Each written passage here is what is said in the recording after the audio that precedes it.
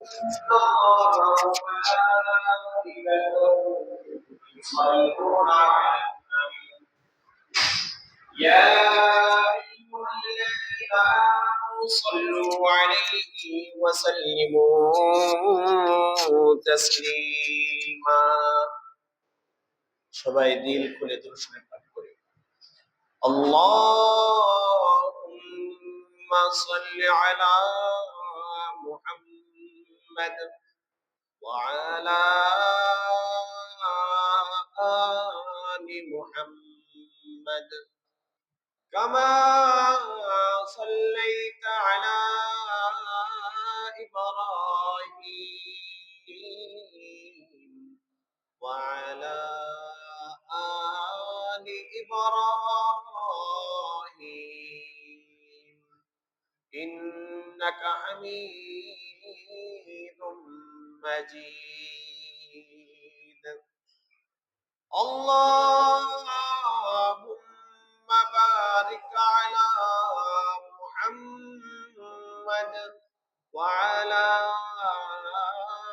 آل محمد كما باركت على إبراهيم وعلى آل إبراهيم إنك حميد مجيد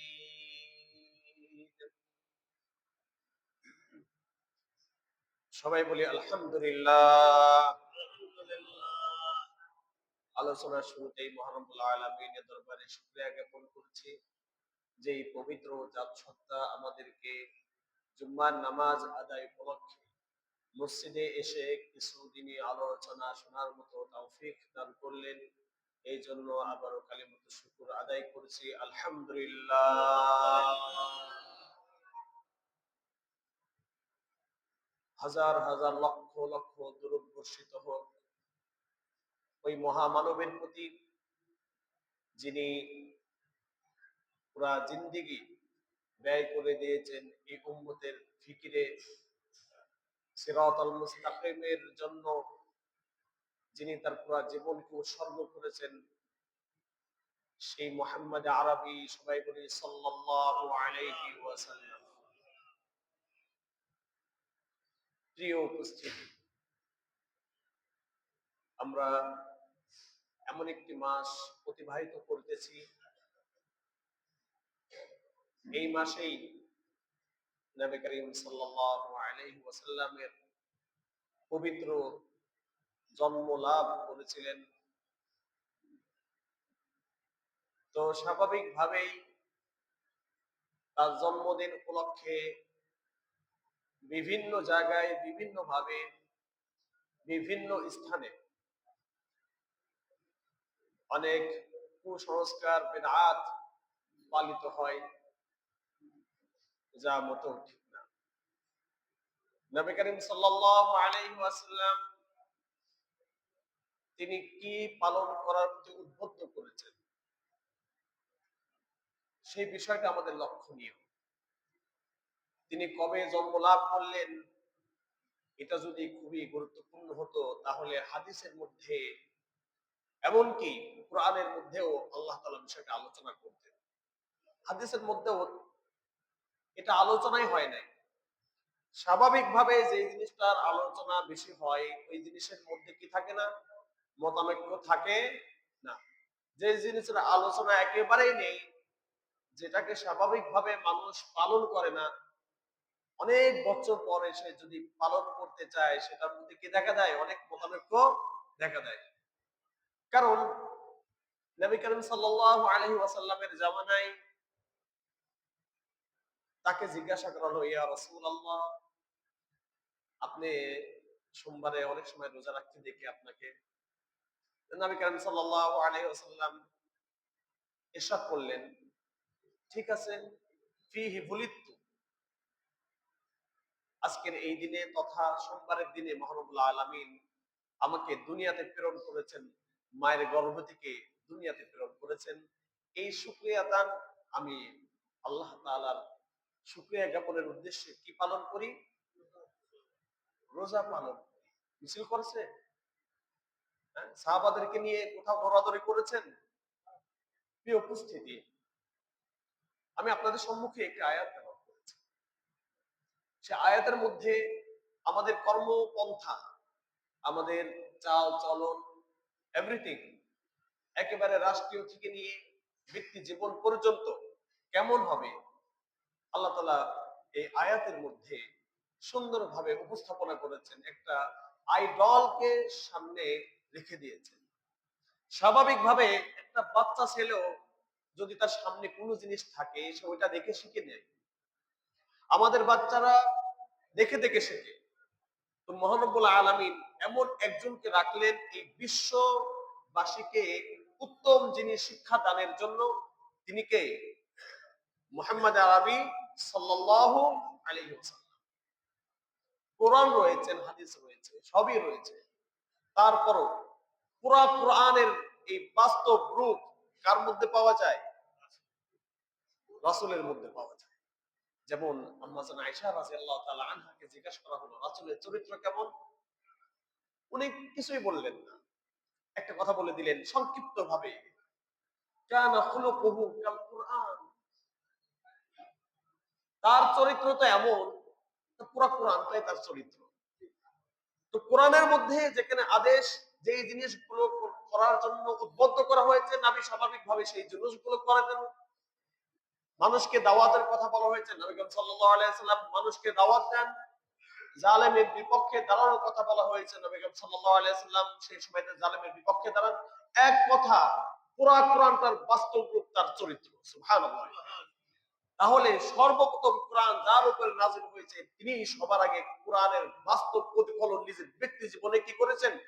ঘটিয়েছেন।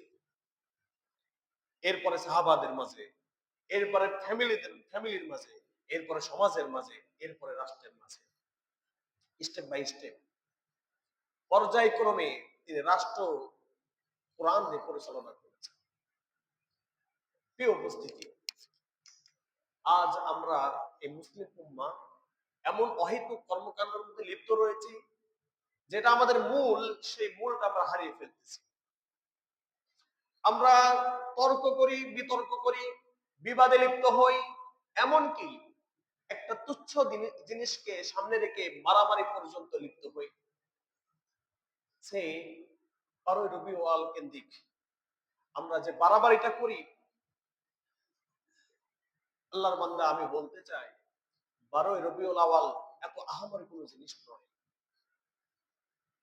এটা নামাজের থেকে কোনো বড় জিনিস নয়, এটা যাকাতের বিধানের থেকে কোনো বড় জিনিস নয়, এটা কোরআনের থেকে কোনো বড় জিনিস নয়, এটা হাদিসের থেকে কোনো বড় জিনিস নয়। আজ আমরা মুসলমান, যে বিধানগুলো আমাদের উপরে আবশ্যকভাবে পালন করা ফরজ, সেই বিধানগুলো তরক করে যেগুলো পালন করাতেও সওয়াব নেই, যদি ধরে নিলাম ঠিক আছে পালন করা ভালো, খুব যে আহামরি সওয়াব প্রাপ্ত না। কারণ এই বিষয়ে সওয়াবের কোনো বিষয় নেই, কোনো সওয়াবের কোনো হাদিস নেই যে আমার জন্মদিন পালন করবে তার এই পরিমাণ সওয়াব হবে, এত বছরের গুনাহ মাফ হবে, একটা অমুক হজের মতো একটা সওয়াব পাওয়া যাবে, এই ধরনের কোনো কথা সেখানে নেই। তাহলে কেন এটার প্রতি আমাদের আকর্ষণ? আমরা জানি একটা আরবিতে প্রবাদ রয়েছে, সেই প্রবাদের নাম হলো আল ইনসান হারিসুন আলা মা মুনিআ। মানুষদেরকে বা মানবকে যে জিনিস থেকে নিষেধ করা হয়, স্বাভাবিকভাবে মানুষ ওই জিনিসটা করার প্রতি আগ্রহ বেশি প্রদান করে। তো যেটার প্রতি মানুষকে নিষেধ করা হয় মানুষ সেটাই বেশি করে, আর যেটা করার জন্য হুমকি ধুমকি দেওয়া হয়েছে, না করলে তার এই শাস্তি এই শাস্তি, কত প্রকারের শাস্তি বর্ণিত হয়েছে, সেটার প্রতি ভ্রুক্ষেপ নেই। আমি আপনাদেরকে ছোট্ট ভাষায় বলতে চাই, বলেন তো 5 ওয়াক্ত নামাজ ফরজ নাকি নবী করিম সাল্লাল্লাহু আলাইহি ওয়াসাল্লামের জন্মদিন পালন করা ফরজ? এটা আপনারা সবাই জানেন, তাই না? বুঝলাম জন্মদিন পালন করা ভালো, আমি পালনের পক্ষে একজন ব্যক্তি ধরে নেন, কিন্তু আপনার নামাজ কোথায় যেটা ফরজ? কোন ব্যক্তি তাহাজ্জুদ পড়ে, কি পড়ে? তাহাজ্জুদ পড়ে, কিন্তু ফজরের জামাতে শরীক হয় না। এইভাবে তার জিন্দেগি কাটিয়ে দিচ্ছে। সে তাহাজ্জুদ পড়তে পড়তে জীবন জিন্দেগি যদি শেষ করে দেয়, আর যদি এই তাহাজ্জুদের কারণে তার ঘুমের একটা ভার সৃষ্টি হয় শেষ রাতের দিকে, এইভাবে এই ঘুমটা অভ্যস্ত হয়ে যায় ঘুমে, যার দরুন সে ফজরের সালাত জামাতের সাথে আদায় করতে পারে না। এমন হাজার বছর তাহাজ্জুদ থেকে ফজরের জামাত একবার জামাতে পড়া অধিকতর বেশি উত্তম। সুবহানাল্লাহ। আপনাকে ইসলাম বুঝতে হবে খুব ইসলামের কাছ থেকে। ইসলাম নিজের মতো করে বুঝলে হবে না। কিন্তু আপনি তাহাজ্জুদ পড়তেছেন, এদিকে জামাতের খবর নেই, এদিকে ফজরের সালাত চলে আর আপনি ওইদিকে নাক দিকে ঘুমাচ্ছেন। কেউ বুঝতে ইসলাম এটার প্রতি উদ্বুদ্ধ করে নাই। এটার প্রতি ইসলাম কখনোই কোনোভাবে উদ্বুদ্ধ করে নাই। আজ আমাদের ফজর সালাত নেই, আমাদের ব্যাপক গুরুত্ব দরকার ছিল, মিছিল মিটিং দরকার ছিল, ফজর নামাজ যারা পড়বে না তাদেরকে আমরা বয়কট করব, কারণ এটা হলো শিআরুল ইসলাম। না, এটার দরকার নেই। কে নামাজ পড়লে এটার দরকার নেই। এক নবীর জন্মদিন পালন করে সে জান্নাতে চলে যাবে। বাহ, কি প্রকার স্বর্গে সে বাস করে, কত সুন্দর তার চিন্তা ভাবনা। তার মানে ইসলামটা কয়েকদিন কিছু দিবস পালন করার নাই। ইসলাম কি কিছু দিবস পালন করা? এটা নাম ইসলাম? মনে রাখতে হবে, এই দিবসের কোন দিবস পালন করার প্রতি ইসলাম কখনো উদ্বুদ্ধ করে নাই। নবী করিম সাল্লাল্লাহু আলাইহি ওয়াসাল্লামের লাইফে সবচেয়ে ভালোতম এবং ভালো লাগার দিনটি ছিল কবে তা জানেন? যেদিন মহান রব্বুল আলামিন মক্কা বিজয় দান করেন, যে মক্কা থেকে নবী করিম সাল্লাল্লাহু আলাইহি ওয়াসাল্লামকে বিতাড়িত করা হয়েছিল। মক্কার কাফের মুশরিকরা তাকে বিতাড়িত করেছিল শুধু ইসলামের দাওয়াতের কারণে, অন্য কোনো কারণে নয়। কিসের কারণে বলেন তো? ইসলামের দাওয়াতের কারণে। ইলাহিয়াত, ওয়াহদানিয়াত, আল্লাহ তাআলার একত্ববাদের শিক্ষা মানুষকে দেওয়ার কারণে, আল্লাহ তাআলার একত্ববাদের শিক্ষা তিনি সেখানে প্রতিষ্ঠা করার কারণে মক্কার নেতা খেতারা, এই সমস্ত মুশরিকরা তাকে কি করলেন? বিতাড়িত করলেন। এই ইতিহাস আমরা সবাই জানি। যখন তাকে বিতাড়িত করা হয়, তিনি কাবাকে উদ্দেশ্য করে বলছিলেন, হে মক্কা নগরী, হে বাইতুল্লাহ, আমি তোমাকে ছাড়তে চাই না। দুই নয়নের চোখের পানি অশ্রু বেয়ে বেয়ে পড়তেছিল, আর বারবার বলছিলেন, মক্কা, হে বাইতুল্লাহ, আমি তোমাকে ছাড়তে চাই নাই, কিন্তু তোমার লোকজন, তোমার পরিবেশ এমন অবস্থা সৃষ্টি করেছে যে মুহাম্মদ এখন বেরিয়ে যেতে বাধ্য হচ্ছে। খুব কষ্ট নিয়ে সেদিন বিদায় নিয়েছিলেন, খুব কষ্ট নিয়ে বিদায় নিয়েছিলেন। কিন্তু মহানবুল আলামিন কিছু বছর পর আবার সেই জায়গাটাকে তাকে প্রধানমন্ত্রী হিসাবে কি করলেন? সেখানে বসিয়ে দিলেন। আল্লাহ তাআলা এই বিজয়টা কত বড় বিজয় ছিল! ইন্না ফাতাহনা লাকা ফাতহাম মুবিনা, ইন্না ফাতাহনা লাকা ফাতহাম মুবিনা। আল্লাহ তাআলা বলতেছেন এই বিজয়টা কত বড় বিজয় ছিল, যে বিজয় সম্পর্কে কোথায় সূরাতুল ফাতহের মধ্যে এই বিষয়টা আলোচনা হয়েছে। স্বয়ং আলোচনা করেছেন কে? আল্লাহ। এত বড় একটা বিজয় যদি মহান রব্বুল আলামিন কোন দিবসের প্রতি যদি আগ্রহ প্রদান করতেন, বা রাসূল করিম সাল্লাল্লাহু আলাইহি ওয়াসাল্লাম কোন দিবস পালন করাকে যদি খুব বেশি ভালোবাসতেন, তাহলে কোন দিবসটা পালন করতেন? মক্কা বিজয়ের দিন। স্বাভাবিকভাবে যে রাজত্ব আপনার হারিয়ে গিয়েছে, ওই রাজত্ব যখন আপনার ফিরে পাবেন, তখনকার যে আনন্দ, এই আনন্দ কখনো কোন কালামে, কখনো কোনো ভাষায়, কোন সেন্টেন্সে প্রকাশ করা সম্ভব নয়। এই জন্য নবী করিম সাল্লাল্লাহু আলাইহি ওয়াসাল্লাম মক্কা বিজয়ের দিন তার উদারতা কেমন ছিল? আনতুমুত তালাকা, আনতুমুত তালাকা, যাও মক্কাবাসী, তোমাকে ক্ষমা করে দিলাম, তোমাদের সবাইকে ক্ষমা করে দিলাম, আজ তোমাদের মুক্ত করে দিলাম। আমি মুহাম্মদ কোন প্রতিশোধ নেওয়ার জন্য আসে নাই। শুকরাতান আল্লাহ তাআলার কি করেছেন? সিজদায় অবনত হয়েছেন। আর আমাদের যখন বিজয় লাভ করি, আমরা মানুষকে কিভাবে প্রতিশোধ, এই প্রতিশোধের আগুনে আমাদের অন্তরটা দাউ দাউ করে জ্বলতে থাকে। কিন্তু মুহাম্মদ আরবি সাল্লাল্লাহু আলাইহি ওয়াসাল্লাম কি শিক্ষা দিয়েছেন তার উম্মতকে?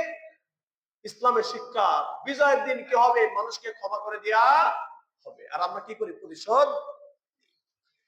রূপে উপস্থিতি, আমি ওই দিকে যাচ্ছি না।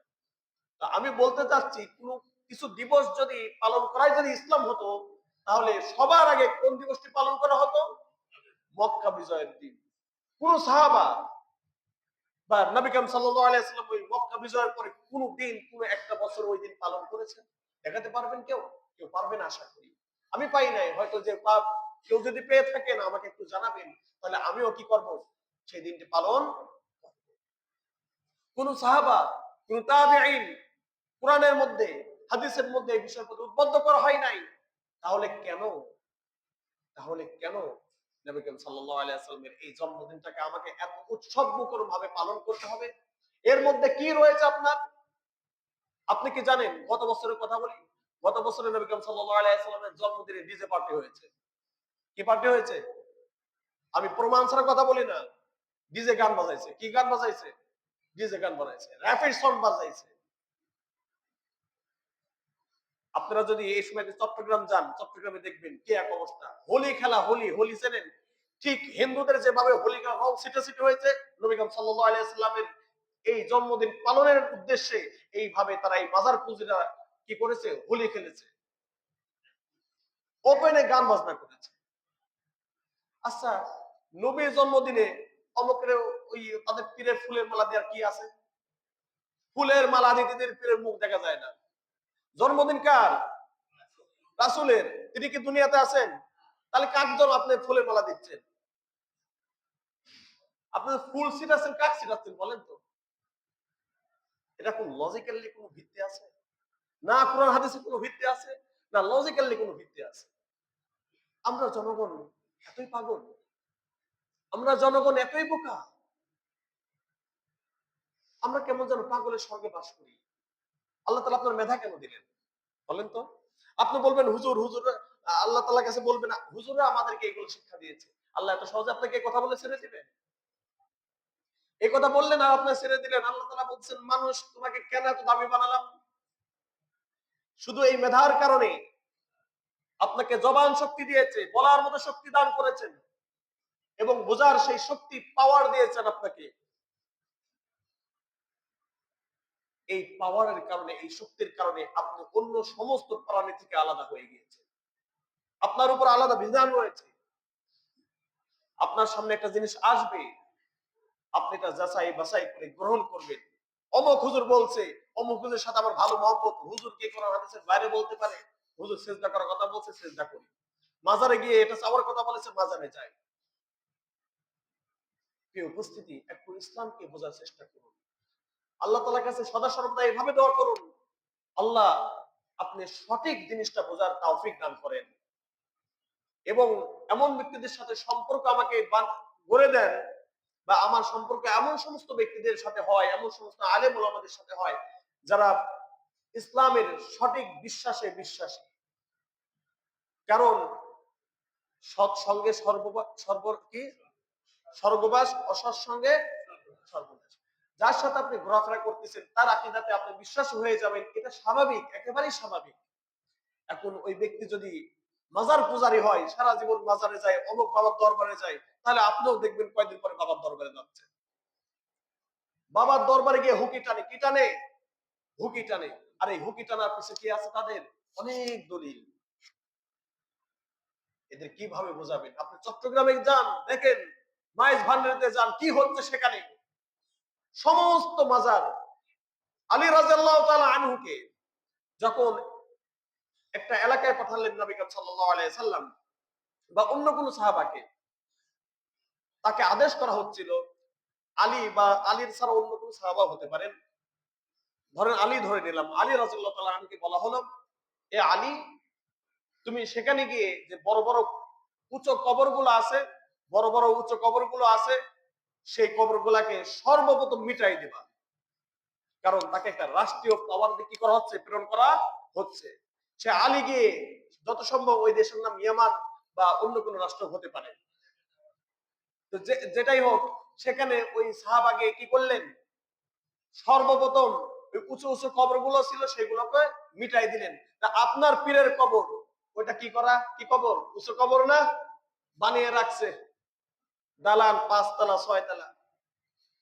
আর আমরা কত বড় পাগল, ওই বাবার কাছে গিয়ে টাকা দিই। গোলাপ শাহ মাজার, এটা আমার সচক্ষে দেখা জিনিস। টাকাতে কি হয়ে যায়? ২ বছরে একবারে কবর দেখা যায় না। এই টাকা যখন বের করে তখন ২টা মার্ডার। ওই এলাকায় যারা ক্ষমতায় থাকে তারা ওটা নেয়, ভাগ করে নেয়। আপনি কারে টাকা দিলেন, ওই টাকা নিয়ে আপনি খোঁজ নিয়ে দেখেন, ব্যাপক মারামারি হয় যেদিন তালাটা খোলে। খালি মারামারি না, ব্যাপক মারামারি হয়। কারণ কাঁচা টাকা যদি মারামারি করে টাকাটা যদি উদ্ধার করতে পারে এক বস্তা, তাহলে খারাপ কি তাতে? উপস্থিতি, আপনি বোঝেন, বোঝার চেষ্টা করেন। তো সব মিলে যদি আমরা বলতে চাই, এই কিছু কয়েকদিন পালন করার নাম কি নয়? ইসলাম নয়। ইসলামে এগুলো গুরুত্বই নেই। যদি কোনো দিন পালন করার বিষয়টা থাকতো, তাহলে সর্বপ্রথম যে দিনটাকে ভক্তি ভরে পালন করা হতো সেই দিনটা হলো মক্কা বিজয়ের দিন। যেহেতু মক্কা বিজয়ের দিন পালন করা হয় না, সেহেতু নবী করিম সাল্লাল্লাহু আলাইহি ওয়াসাল্লামের জন্মদিন পালন করার কোনো প্রশ্নই ওঠে না। নবী করিম সাল্লাল্লাহু আলাইহি ওয়াসাল্লাম এটার প্রতি তেমন গুরুত্বই দেয় না। তো যদি এক শ্রেণীর মানুষ, না হুজুর আমরা পালন করবই, আপনি পালন করা একটা পন্থা বলে দেন, ঠিক আছে, আপনাদের জন্য আমি একটা পন্থা বাতলাচ্ছি। কিছু মানুষ আছে বাপ দাদারা করে গিয়েছে, আমরা তা করবই, এই শ্রেণীর মানুষকে আল্লাহ তাআলা কখনো হেদায়েত দেন নাই। কারণ নবী করিম সাল্লাল্লাহু আলাইহি ওয়াসাল্লাম যখন কাফের মুশরিকদেরকে দাওয়াত দিতেন, তারা একটা কথা বলতো, ক্বালু ইন্না ওয়াজাদনা আবাআনা আলা উম্মতি ওয়া ইন্না আলা আথারিহিম মুহতাদুন। তারা একটা কথাই বারবার বলতো, হে মোহাম্মদ শুনে রাখো, আমাদের বাপ দাদা 14 গোষ্ঠী পূর্বপুরুষরা এইভাবে এটা পালন করে গিয়েছে, তুমি যতই দাওয়াত দাও আমরা এটা সেইভাবেই পালন করব, এবং এটার মধ্য দিয়েই আমরা হেদায়েতের উপরে থাকবো বা হেদায়েতের পথ খুঁজে পাবো। মুহাম্মদ সাল্লাল্লাহু আলাইহি ওয়াসাল্লাম বলে এটা পথভ্রষ্ট, এই পথ তোমাকে পথভ্রষ্ট করে দিবে। তারা বলে কি, এই পথে কে ছিল? আমাদের পূর্বপুরুষরা ছিল। কসম করে বলি, যারা এই কথা বারবার দাবি করেছে, তাদের কবরে আল্লাহ তাআলা কি দান করেন নাই? হেদায়েতের নূর দান করেন নাই। এটা কখনো হেদায়েত পায় নাই। অতএব এই কথা যারা বলবেন, এক শ্রেণীর মানুষ আছে, আমার বাপ চাচারা এটা করে গিয়েছে, আমরা এটা করব, এদেরকে বলে হেদায়েত নেই। একবারে সরাহাতান স্পষ্ট ভাবে আবারও বলতেছি, যারা এই কথা বারবার বলেন, আমার বাপ চাচারা যা করে গিয়েছে আমরা সেইভাবেই করব, কসম করে বলি কোন হুজুরের কথা আপনার কানে ঢুকবে না, বা ওই ব্যক্তির কানে কখনো কোনো হেদায়েতের বাণী আর যাবে না। কারণ তার অন্তরটা মোহরে এঁটে গিয়েছে, তার অন্তরে মোহর এঁটে দেওয়া হয়েছে। এই জন্য আসুন, আপনি কোরআনকে ভালো করে বুঝুন। কোরআন এখন ব্যাপকভাবে রিসার্চ হয়। একটা সময় কোরআনের রিসার্চ এমন ছিল না। যে আমলগুলা করলে আপনি হেদায়েতের পথ খুঁজে পাবেন, সে আমলের প্রতি আপনি উদ্বুদ্ধ হন। অমুক দিন তমুক দিন পালন করা বাদ দিয়ে দেন। আমি আবারও বলেছি, মানে ফরজ জিনিস আগে নাকি সুন্নাহ আগে? ফরজ না পড়ে যদি 1000 রাকাত আপনি সুন্নাহ পড়ে চলে যান, তাহলে আপনার নামাজ কবুল হবে? ওই ফরজের কোনো দাম আছে? কোনো দাম নেই, কোনো দাম নেই আল্লাহর বান্দা। তো আসুন আমরা নামাজের প্রতি গুরুত্ব আরোপ করি। তো আমি যেটা বলতেছিলাম, যারা নবী করিম সাল্লাল্লাহু আলাইহি সাল্লামের এই জন্মদিন একটু পালন করতে চান, কিভাবে? তো আমি বলেছি, যদি আপনি পালন করতেই চান, তাহলে কি রাখতে পারেন? সোমবারের দিন একটা রোজা রাখতে পারেন। অর্থাৎ রবিবারে রাতে খেয়ে আপনি সোমবারের পুরো দিনটা কি থাকবেন? রোজা থাকবেন। যদি আমি আর আপনি নবী করিম সাল্লাল্লাহু আলাইহি সাল্লামকে অন্তর থেকে মহব্বত করেই থাকি, আসলেই তার সুন্নাহ যদি পালন করতে চাই, তার জন্মদিন যদি পালন করতে চাই, তিনি যেই কাজটা করেছেন, তিনি তার জন্মদিন উপলক্ষে প্রতি সোমবারে, কি সোমবারে? প্রতি সোমবারে তিনি কি রাখতেন? রোজা রাখতেন। তো আপনিও যে প্রতি সোমবারে কি রাখেন? রোজা রাখেন। তিনি বছরে একটা রাখেন নাই, প্রত্যেক সপ্তাহে, প্রত্যেক সপ্তাহে প্রত্যেক সোমবারে তিনি কি করেছেন? একটা করে রোজা রেখেছেন। আর এই বিষয়টা আবি কাতাদা আল-আনসারী রাদিয়াল্লাহু তাআলা আনহু আন্না রাসূলুল্লাহ সাল্লাল্লাহু আলাইহি ওয়াসাল্লাম সুইলা আন সাওমিল ইসনাইন ফাকাল ফীহি বুলিতু ওয়া ফীহি উনজিলা আলাইয়া। আবি কাতাদা আল-আনসারী রাদিয়াল্লাহু তাআলা আনহু তিনি রাসূলকে বলতেছেন, ইয়া রাসূলুল্লাহ, একটা কথা আপনাকে জিজ্ঞেস করতে চাই। রাসূল কারীম সাল্লাল্লাহু আলাইহি সাল্লাম বললেন, আচ্ছা তুমি কি জিজ্ঞেস করতে চাও বলো। তিনি বললেন, আপনাকে দেখি আনসামিত নাই, আপনি প্রতি সোমবারে রোজা রাখেন। তো এর প্রতি উত্তরে বললেন, ও আমার সাহাবা শুনে রাখো, ফাকাল ফীহি বুলিতু, মহান রব্বুল আলামিন এই সোমবারে আমাকে দুনিয়াতে প্রেরণ করেছেন। ওয়া ফীহি উনজিলা আলাইয়া, আর এই সোমবারের দিনই মহান রব্বুল আলামিন সর্বপ্রথম হিরা গুহাতে আমাকে কি নাযিল করেছেন? আমার উপরে কোরআন নাযিল করেছেন। সেই কোরআনের আয়াতটা ছিল, ইকরা বিসমি রাব্বিকাল্লাযী খালাক, পড়ুন আপনার প্রভুর নামে যিনি আপনাকে সৃষ্টি করেছেন। তো এই সোমবারের রাতেই আল্লাহ তাআলা আমার উপরে কি করেন, এই সোমবারের দিন ওহী নাযিল করেন, আমি এই সোমবারের দিন দুনিয়াতে আসি। আমি এই দুইটা কারণে শুকরাতান আল্লাহ তাআলার জন্য কি রাখি, রোজা রাখি। তো স্বাভাবিকভাবে নবী করিম সাল্লাল্লাহু আলাইহি ওয়াসাল্লাম তার জন্মদিন উপলক্ষে এই কাজটি করেছেন। তাহলে এই উপলক্ষে আপনি এই কাজটি করেন। এই কাজের বাইরে যদি অন্য কোনো কাজ করতে চান, তাহলে এটা কোরআন হাদিস বহির্ভূত কাজ হবে, যার দালিল কোনো প্রমাণ নেই। এই দালিল যার প্রমাণ নেই, এটা গায়ের জোরে আপনি প্রমাণ করে দেখিয়ে দিবেন, হয়তো সাময়িক আপনার কাছে ভালো লাগবে, কিন্তু পরক্ষণে এর অবাল, এর শাস্তিটা অত্যন্ত ভয়াবহ। এজন্য আসুন, হাদিসের মধ্যে যে ভাষ্যটা রয়েছে, যে ভাষ্যের ব্যাপারে কারোর কোনো ইখতিলাফ নেই, মতানৈক্য নেই, আমরা সেই ভাষ্যটাই গ্রহণ করি। তাহলে নবী করিম সাল্লাল্লাহু আলাইহি সাল্লামের জন্মদিন উপলক্ষে আমরা কোনটা পালন করব বলেন তো? তাও একদিন নাকি প্রত্যেক সোমবারে? কি সোমবারে? প্রত্যেক সোমবারে। প্রিয় উপস্থিতি, আপনাদেরকে আরো কয়েকটি মজার ব্যাপার জানাই। তিনি সোমবারে জন্মগ্রহণ করেছেন, এই ব্যাপারে সবার একমত, কিন্তু কোন মাস নিয়ে বা কোন মাসে জন্মগ্রহণ করেছেন এই মাস নিয়ে ব্যাপক মতানৈক্য রয়েছে। তো যা হোক, সুম্মা জামহুর আলা আন্না যালিকা কানা ফি শাহরি রবিউল আউয়াল, অধিকাংশ আলেম উলামা এটার উপরে একমত যে তিনি রবিউল আউয়াল মাসে জন্মগ্রহণ করেছেন। কোন মাসে? মাস নিয়ে তিনি কোন মাসে জন্মগ্রহণ করেছেন এটা নিয়ে একটা মতানৈক্য রয়েছে। তার মধ্যে যেই মতকে বেশি প্রাধান্য দেওয়া হয় সেই মতের নাম হলো রবিউল আউয়াল মাসে তিনি জন্মলাভ করেছেন। তবে এই রবিউল আউয়াল মাসের কোন তারিখে জন্মলাভ করেছে এই সম্পর্কে 5টা মতানৈক্য রয়েছে। তারিখ নিয়ে কয়টা মতানৈক্য রয়েছে? 5টা। আমি শুধু বলে যাব, আপনারা খেয়াল করবেন। 2 তারিখ রবিউল আউয়াল মাসের 2 তারিখ, রবিউল আউয়াল মাসের 10 তারিখ, রবিউল আউয়াল মাসের 17 তারিখ, রবিউল আউয়াল মাসের 12 তারিখ, রবিউল আউয়াল মাসের 8 তারিখ। 5টা। এক ব্যক্তি কি 5 দিনে জন্মগ্রহণ করতে পারে? তার মানে এই বিষয়টা ওই সময় একেবারেই পালন করা হতো না। কিন্তু এই সমস্যাটা তৈরি হয়েছে কখন? এই বিষয়টা নিয়ে একেবারেই কি করা হতো না, গবেষণা হইতো না। কিন্তু পরবর্তীতে এসে যখন বেশি মানুষ গুরুত্বপূর্ণ বিষয়গুলো ছেড়ে নরমাল বিষয়গুলো যখন আপন করে ধরতেছিল, তখন এই বিষয়গুলো নিয়ে কি হচ্ছিল, গবেষণা হচ্ছিল। তো প্রিয় উপস্থিতি, যে জন্মের ব্যাপারে 5টা মতামত রয়েছে, সে তারিখ নিয়ে এই তারিখ আপনার পালন করার কোনো দরকার নেই। আপনি যেটা পালন করা দরকার সেটা সোমবারে আপনি কি রাখেন, রোজা রাখেন। আর পালন কি করব? মহান রব্বুল আলামিন বলেছেন, লাকাদ কানা লাকুম ফি রাসূলিল্লাহি উসওয়াতুন হাসানাহ। যেটা পালন করার কথা সেটা আমরা পালন করি না।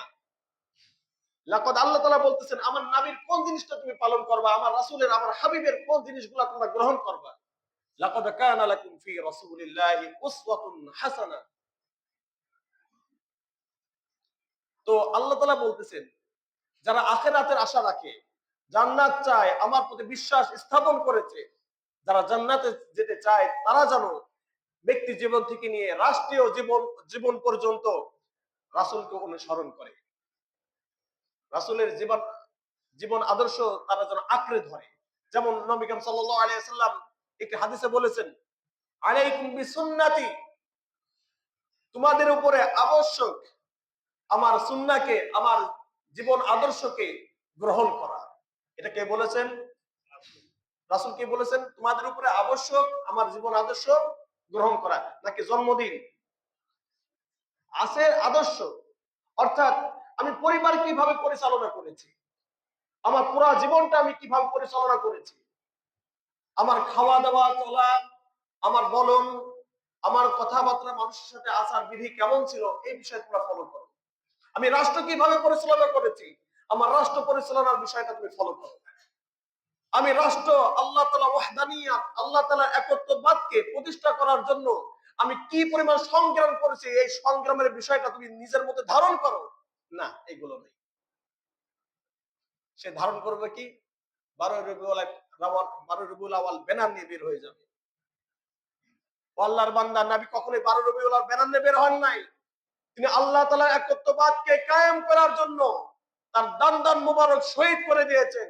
তিনি আল্লাহ তাআলার এই আল্লাহর জমিনে একত্ববাদ কায়েম করার জন্য পুরো জিন্দেগি নিঃশেষ করে দিয়েছেন। আল্লাহর জমিনে আল্লাহর হুকুমত কায়েম করার জন্য তিনি তায়েফের ময়দানে রক্তাক্ত হয়েছেন। আল্লাহর জমিনে আল্লাহর হুকুমত কায়েম করার জন্য সাহাবারা জীবন দিয়েছেন, ধন দিয়েছেন, পরিবার শেষ করে দিয়েছেন। না, এগুলা নেই। আপনি আল্লাহ তাআলা বিধান প্রতিষ্ঠা করার জন্য কি করেছেন? কিছুই করেন নাই, কিছুই করেন নাই। মনে রাখতে হবে, যারা দুনিয়া এবং মুখে মানুষ, যারা আল্লাহর বিধানকে পছন্দ করেন না, তারাই দেখবেন এই এই সমস্ত কিছু দিন পালন করাকে হাইলাইট করে। কি করে? হাইলাইট করে। কারণ এখানে গিয়ে তারা বক্তব্য দিবে, বড় বড় কথা বলবে। এই সমস্ত ব্যক্তিদের বক্তব্য শুনবেন না, কারণ এর দ্বারা আপনি হেদায়েত পাবেন না। এর দ্বারা শুধু আপনি পথভ্রষ্টই হবে। কথাগুলো নেট এন্ড ক্লিন, একেবারেই পরিষ্কার। ওই কাল কিয়ামতের ময়দানে বলবেন, ক্বালু রাব্বানা ইন্না আতা'না সাদাতানা ইন্না আতা'না সাদ কুবারা ইন্না আতা'না সাদাতানা ওয়া কুবারানা ফাআদাল্লুনা আস-সাবিলা রাব্বানা আতিহিম দি'ফাইন মিনাল আযাবি ওয়াল'আনহুম লা'নান কাবীরা। এই সমস্ত এদের বক্তব্য শুনে যখন আপনি পথভ্রষ্ট হয়ে গিয়েছেন, আপনি অনেক জিনিস থেকে দূরে সরে গিয়েছেন, কিয়ামতের ময়দানে যখন আল্লাহ তাআলা জিজ্ঞাসা করবে তোমার এই অবস্থা কেন হলো, আমি আর আপনি কে বলবো জানেন? ইন্না আতা'না সাদাতানা ওয়া কুবারানা। ও আল্লাহ, আমরা এলাকার আমাদের অমুক ব্যক্তি, যে ব্যক্তি খুব ফেমাস ছিল, আমাদেরকে যেভাবে বলেছে আমরা সেইভাবে চলেছি। তারা আমাদের বড়, এরা আমাদের নেতা পর্যায়ের ব্যক্তি ছিল, এরা আমাদের প্রধানমন্ত্রী ছিল, অমুক ব্যক্তি আমাদের এমপি ছিল, সে যেভাবে বলেছে আমরা সেইভাবে কাজ করেছি। ফাআদাল্লুনা সাবিলা, এরা আমাদের মূলত পথভ্রষ্ট করেছে। সিরাতাল মুস্তাকিম থেকে এরা আমাদেরকে সরিয়ে দিয়েছে। আল্লাহ তাআলার কাছে জাহান্নামের মধ্যে তারা আরেকটি দোয়া করবে, তার মানে এদের মাধ্যমে আমরা পথভ্রষ্ট হলাম। ইন্না আতা'না সাদাতানা ওয়া কুবারানা ফাআদাল্লুনা সাবিলা রব্বানা, হে আমাদের প্রতিপালক, আতিহিম দি'ফাইনি মিনাল আযাব ওয়াল'আনহুম লা'নান কাবীরা। আমরা তো জাহান্নামে হয়ে গিয়েছি, কারণ আমরা হেদায়েতের পথ থেকে তাদের পথে চলে গিয়েছিলাম, তাদের কথা বিশ্বাস করেছিলাম, রাসূলের জীবন আদর্শ প্রাধান্য না দিয়ে তাদের জীবন আদর্শকে প্রাধান্য দিয়েছিলাম, ফলে আজ আমাদের এই অবস্থা, আমরা জাহান্নামে হয়ে গিয়েছি। যারা আমাদেরকে পথভ্রষ্ট করলো, যাদের জীবন আদর্শ মেনে আজ আমরা জাহান্নামে চলে আসলাম, আল্লাহ এই জাহান্নামের মধ্যে থেকে একটা দোয়া আপনার কাছে করি, যারা আমাদেরকে পথভ্রষ্ট করেছে এদেরকে ডাবল আযাব দিবেন, ডাবল শাস্তি দিবেন। কি দোয়া করবে? যারা আমাদেরকে পথভ্রষ্ট করেছে তাদেরকে আপনি কি করেন? ডাবল শাস্তি দেন এবং গুরুতর কঠিন শাস্তি দেন। এই কথা কারা বলবে? আমি আর আপনি বলবো। আপনি কাকে অনুসরণ করতেছেন? উপস্থিতি আমি সবসময় বলি, আমি আপনাদের ইমাম সাহেব, খতিব সাহেব, যদি কোনোদিন কোরআন হাদিসের বাইরে একটি কথা বলি, আমার কথাকে ছুঁড়ে ফেলে দিবেন। তখন আমি অনুসরণীয় না, আমার কথা গ্রহণ করা যাবে না। কোন নেতা যদি এই কথা বলতে না পারে, কোরআন হাদিসের বাইরে যদি আমি একটা কথা বলি, নবী করিম সাল্লাল্লাহু আলাইহি সাল্লামের জীবন আদর্শের বাইরে গিয়ে যদি আমি একটা কথা বলি, এটা ছুঁড়ে ফেলে দিতে হবে। যদি এই কথা কোন নেতা বলতে না পারে, ওই নেতা অনুসরণ করা, ওই নেতার কথা শোনা সম্পূর্ণ হারাম। কথা পরিষ্কার? উপস্থিতি, এটা পরিষ্কার হওয়া লাগবে। এই জন্য আসুন, দিন ইসলাম গুটি কয়েক দিবস পালন করার নাম নয়। ইসলাম হলো আল ইয়াউমা আকমালতু লাকুম দীনাকুম ওয়া আতমামতু আলাইকুম নি'মাতি ওয়া রাদিতু লাকুমুল ইসলাম দীনা। মহানবুল আলামিন আমাদের শান্তির জন্য ইসলামকে একটি মনোনীত ধর্ম হিসাবে গ্রহণ করেছেন এবং এটাকে সবার জন্য ফরজ করে দিয়েছেন। তো আমাদের জিন্দেগিতে, আমাদের ব্যক্তি জীবনে এই ইসলামটা পরিপূর্ণ বাস্তবায়ন কিভাবে বাস্তবায়ন করতে হয়, এটা সর্বপ্রথম কে শিখিয়েছেন বলেন তো? রাসূল কারীম সাল্লাল্লাহু আলাইহি ওয়াসাল্লাম। তিনি কাদেরকে শিখিয়েছেন? সর্বপ্রথম সাহাবাদেরকে। সাহাবারা কাদেরকে শিখিয়েছেন? তাবিঈনদেরকে। তাবিঈনরা কাদেরকে শিখিয়েছেন? তাবিঈনদেরকে। এইভাবে পর্যায়ক্রমে আমরা কোরআন হাদিসকে আপনাদের সামনে বসে গিয়েছি। যদি অনুসরণ করতে হয়, কারোর বক্তব্য ফলো করতেই হয়, কারোর কথা যদি মানতেই হয়, যেই কথা যে ব্যক্তি কোরআন হাদিস অনুযায়ী বলবে সেই কথা আপনার জন্য মানা ফরজ। এছাড়া কোনো ব্যক্তির কথা আপনার জন্য মানা ফরজ না। কিন্তু এরপরও যদি আপনি মেনে নেন, মেনে নেওয়ার পরে আপনার জীবন আদর্শ পরিবর্তন করেন, কসম করে বলি, কাল কিয়ামতের ময়দানে যখন জাহান্নামে চলে যাবেন আর বারবার বলবেন অমুক ব্যক্তি আমাকে জাহান্নামে পাঠিয়ে দিয়েছে, অমুক ব্যক্তির কথা শুনে আমি পথভ্রষ্ট হয়েছে, আল্লাহ তাআলা আপনার এই অভিযোগকে গ্রহণ করবেন না। আরো কি বলবে জানেন? আল্লাহ, আপনি তাদের কথা শুনলেন, এবার আমাদের ভাষা শুনেন, যারা আপনাদেরকে বা আমাদেরকে পথভ্রষ্ট করেছে। বলবে কি জানেন? বলি একটু, আল্লাহ এরা সব চিটার, ভাষাটা এমনই, এরা সব কি চিটার। এরা আমার পিছে ঘুরতো, আমাদের কথা মেনে নিত, আর আমার স্লোগান দিত মূলত এই স্বার্থের জন্য। কিসের জন্য? স্বার্থের জন্য। এলাকা গিয়ে পাওয়ার খাটাবে এই আশায় আমার স্লোগান তুলতো, এই আশায় আমার কথা পালন করত। দেখবেন তাই যারা একটু বেশি কাছাকাছি থাকে এলাকা গিয়ে কি করে, আমি কিন্তু অমুক, আমার কিন্তু সম্পর্ক তার সাথে খুব ভালো। কথা কি মিথ্যা বললাম? এই যে যাদের কথার মাধ্যমে আপনার পথভ্রষ্ট হব, তারা এই অভিযোগগুলা তুলবে, অভিযোগের উপরে অভিযোগ। আল্লাহ তাআলা বলবেন সববার দুইজনে কে বলবেন, যুকু ফিতনাতাকুম, আস্বাদন করো তোমাদের এই শাস্তি, উভয় দল আস্বাদন করো, উভয় দল আস্বাদন করো এই শাস্তি। প্রিয় উপস্থিতি, আপনি অভিযোগ করবেন, আল্লাহ তাআলা সবার অভিযোগ শুনবে। আপনি আপনার মতো করে বলে যাবেন, হবে না, কারণ সবাই স্বার্থের জন্য দৌড়াদৌড়ি করে। এই জন্য আসুন কোরআন হাদিস, আজ আমরা কত বোকা হয়ে গিয়েছি। আল্লাহ তাআলা বলতেছেন আমার কোরআনের জন্য যদি তুমি যে দৌড়াদৌড়ি করো, আমার ওয়াহদানিয়াত, আমার একত্ববাদ প্রতিষ্ঠার জন্য তুমি দৌড়াদৌড়ি করতে গিয়ে যদি মারা যাও, তাহলে লাকা শাহীদ, তুমি হলো শহীদ। আর তোমার কোনো হিসাব নিকাশ নেই, তোমার কোনো জানাজা নেই, সরাসরি কোথায় সাক্ষাৎ হবে তোমার সাথে? জান্নাতে, সুবহানাল্লাহি ওয়া বিহামদি। কিন্তু কোন ব্যক্তি মতাদর্শ প্রতিষ্ঠা করার জন্য, কোন দলের মতাদর্শ প্রতিষ্ঠা করার জন্য রাসূলের মতাদর্শ বাদ দিয়ে, কোরআন হাদিসের মতাদর্শ বাদ দিয়ে যদি কোনো ব্যক্তির মতাদর্শ পিছে আপনি দৌড়ান, এর জন্য যদি আপনি মারা যান, ফালাকা জাহান্নাম, কোথায় চলে যাবে? ডাইরেক্ট, কোনো সন্দেহ নেই, ডাইরেক্ট জাহান্নামে চলে যাবে। অত পরিষ্কার স্পষ্ট ফতোয়া। কোরআন হাদিস ব্যতীত কেউ ব্যক্তি যদি ব্যক্তি কথা প্রতিষ্ঠা করার জন্য, আল্লাহ তাআলা ওয়াহদানিয়াত, একত্ববাদ প্রতিষ্ঠা করা ব্যতীত অন্য কোনো ব্যক্তির দল মতাদর্শ প্রতিষ্ঠা করার জন্য কেউ যদি তার মারা যায়, ওই ব্যক্তিকে শহীদ বলা যাবে না। কারণ এই শহীদ শব্দ কার? আল্লাহর। কার?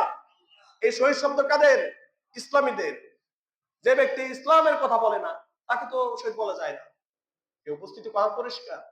এই জন্য আসুন আমরা সংগ্রাম করি কোরআনের হুকুমত প্রতিষ্ঠা করার জন্য, আমরা সংগ্রাম করি রাসূলের জীবন আদর্শ প্রতিষ্ঠা করার জন্য, আমরা সংগ্রাম করে নিজেদেরকে পরিবর্তন করার জন্য। কারণ আমি আর আপনি যদি পরিবর্তন করার জন্য প্রস্তুত না হই, আল্লাহ তাআলা আমাদেরকে পরিবর্তন করবেন না। যেমন আল্লাহ তাআলা বলেন, ইন্নাল্লাহা লা ইউগাইরু মা বিকওমিন হাত্তা ইউগাইরু মা বিআনফুসিহিম। আমি রব কখনো ওই জাতিকে বা ওই কোনো ব্যক্তিকে বা ওই রাষ্ট্রকে বা ওই সমাজকে আমি পরিবর্তন করি না যতক্ষণ না তারা পরিবর্তন, নিজেদেরকে পরিবর্তন করে না। তাহলে আল্লাহ তাআলা আমাদেরকে পরিবর্তন করার জন্য এগিয়ে আসবেন কখন? যখন আমরা নিজেদেরকে পরিবর্তন করার জন্য নিয়ত করব এবং চেষ্টা করতে থাকবো। আমি আর আপনি কখনো ভালো হওয়ার নিয়ত করতেছি না, ভালো হব না, এইভাবেই জিন্দেগি শেষ করে দেব, এই নিয়তের মধ্যে আছে, আল্লাহ তাআলা কখনোই কোনো সময়ের জন্য আমাদেরকে পরিবর্তন করবেন না। এজন্য আসুন আমার পুরা এই জিন্দেগিটা ইসলামের জীবন আদর্শের মধ্যে, রাসূলের জীবন আদর্শ অনুযায়ী সাজিয়ে নিই। আমার পুরো, এখন আমি দুনিয়াতে শ্বাস নিতে পারতেছি, আমার ব্রেন মস্তিষ্ক ঠিক রয়েছে, আমি এখনো মারা যায় নাই। অতএব এখনো তওবার দ্বার, তওবার দরজা এখনো কি আছে? খোলা রয়েছে। ইয়া আইয়ুহাল্লাযীনা আমানু তুবু ইলাল্লাহি তাওবাতান নাসুহা। আল্লাহ তাআলা বলেছেন, বান্দা তোমার ভুল হয়ে গিয়েছে, দুনিয়ার কোনো মানুষ তোমাকে ক্ষমা করবে না, কোনো সমস্যা নেই, বান্দা আমার দিকে ফিরে আসো, আমি রব তোমার সমস্ত গুনাহ খাতা ক্ষমা করে দেব। সবাই বলে সুবহানাল্লাহি ওয়া বিহামদিহি। এজন্য আসুন সব মতানৈক্য ছেড়ে দিয়ে, অন্যদের ব্যক্তি দলের মতাদর্শ ছেড়ে দিয়ে একমাত্র কার মতাদর্শ গ্রহণ করতে হবে? রাসূলের মতাদর্শ গ্রহণ করতে হবে। কার মতাদর্শ গ্রহণ করতে হবে? রাষ্ট্র সাজাতে হবে কার মতাদর্শ অনুযায়ী? রাসূলের মতাদর্শ অনুযায়ী। জীবন সাজাতে হবে কার মতাদর্শ অনুযায়ী? রাসূলের মতাদর্শ অনুযায়ী। ফ্যামিলি সাজাতে হবে কার মতাদর্শ অনুযায়ী? রাসূলের মতাদর্শ অনুযায়ী। নিজের সমাজ পরিবার সাজাতে হবে কার মতাদর্শ অনুযায়ী? রাসূলের মতাদর্শ অনুযায়ী। এই রাসূলের মতাদর্শের বাইরে আর কোনো মতাদর্শ নেই। রাসূলের মতাদর্শের বাইরে যত মতাদর্শ রয়েছে, যত ডেই পালন রয়েছে, সবগুলো হারাম, সবগুলো হারাম, সবগুলো হারাম। তো আসুন যেই জিনিসটা আমাদেরকে জান্নাতে পৌঁছায় দিবে, যেই বিষয়টা আমাদেরকে, আমার অন্তরটাকে সুসজ্জিত করবে, আল্লাহর নূরে নূরান্বিত করবে, রাসূলের নূরে নূরান্বিত করবে, আমরা সেই জিনিসের দিকে ধাবিত হই। ওমা আলাইনা ইল্লাল বালাগ। ইনশাআল্লাহ এই পুরো মাসটা ধারাবাহিকভাবে সিরাতুন নবী সাল্লাল্লাহু আলাইহি ওয়াসাল্লাম আলোচনা হবে। কিভাবে রাসূল করিম সাল্লাল্লাহু আলাইহি ওয়াসাল্লাম পরিবার হ্যান্ডেল করেছেন, পরিবার কিভাবে পরিচালনা করেছেন, কিভাবে সমাজ পরিচালনা করেছেন পর্যায়ক্রমে ইনশাআল্লাহ এই পুরো মাসটাই সে আলোচনা হবে। ওমা তাওফীক ইল্লা বিল্লাহ। যারা ক্বাবলাল জুমআহ সালাত নামাজ পড়েন নাই তারা পড়ে নিন।